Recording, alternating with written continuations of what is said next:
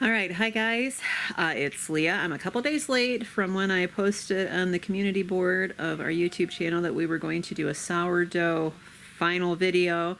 Ron came home on Tuesday, and as I'm sure you understand, it's been just crazy busy. I got a call Tuesday reminding me of an appointment I'd made a month or more before for a dentist appointment that I had to go to yesterday, the day after they got home.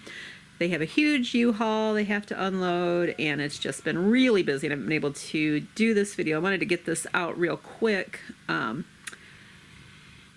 so that it was somewhat timely for you, those of you that have done the starter with them.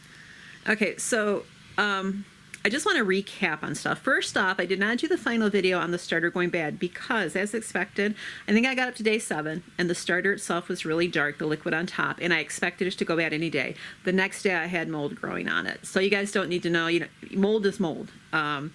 It went from the little specks of discoloration to hairy mold. So I hope that for those of you that have trouble with starters in the past or been uncomfortable with starters, that you have gained some confidence by me showing you several different days of the starter not being fed and what stage it was at. So when you start your starter, and I want to emphasize covering it loosely, during the warmer months where there might be bugs, you can use cheesecloth with a rubber band over it. I had one viewer say, who does quart jars, that she puts a cheesecloth on and then puts a ring around it, and that's great if you do a smaller one. I always use larger jars, so I have either a solid lid or I have to, do a different style lid or the cloth on top.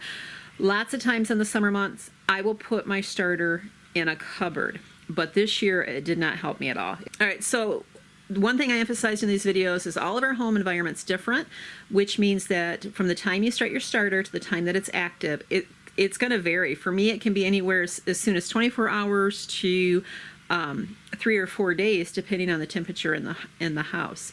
You can push the activation forward by keeping it near a heat source, a pilot light, on the side of a heat duct. You don't want a direct heat. And then once your starter activates, or gets close to activating, you want to remove it from that heat source, because otherwise it encourages the bad bacteria.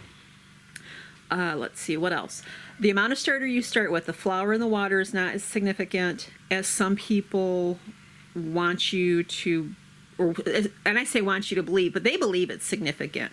And from my experience, it is not as sensitive of an issue as you will hear.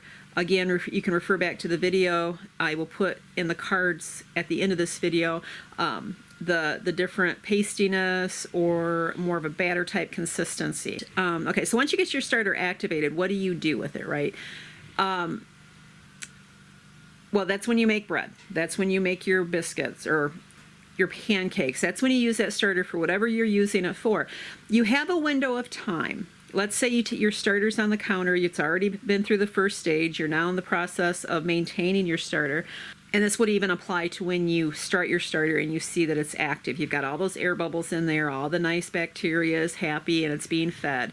And it's what we would, when you use commercial yeast, you say you wait for the yeast to proof. Well, it's the same thing with this. This is when the yeast is proofed, and this is when it's optimal to make bread with. You have a window, and it's a large window. What you're looking for is that aeration, but it can be, I've had it be as quick as 2 hours after I fed it, and have it last as long as all day long.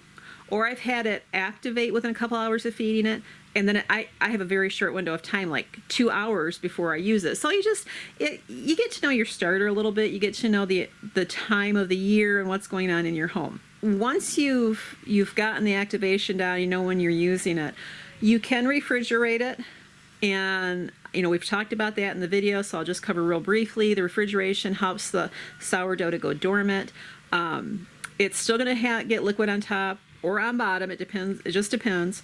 And you're going to want to keep an eye on it. You're going to want to look for those telltale signs that say that it needs a feeding. The bad bacteria is growing too much, and you want to get the good bacteria going. So when you open your refrigerator, just make it a habit. Keep it up front, peek at it, and when it shows the signs of needing to be fed, take it out. I have done it When I cool it, I have done it both right when I take it out, and I've done it after. My preference is to go ahead and let it warm up. So if I'm going to bake, if I'm going to put bread together and let it rise overnight, I'll take it out in the morning. Or if I'm going to put bread together in the morning, I'll take it out at night before I go to bed and set it on the counter and let it rise. Then I feed it, and within a couple hours, usually, after feeding it, I have active yeast. Sometimes I have to wait longer. Again, it just depends. There's not a rule book on this that it's going to go exactly how someone else's experience goes. One question that was brought up was, how much starter do I use? And I touched on it in one of the videos that when I first started this, I followed recipes. I'm not a recipe follower to begin with, but sourdough was totally new to me. So I went ahead and followed it as the recipe said to. Man, this light is so bright. If I don't have it on, then I'm just sitting in the dark and it's about ready to blind me here.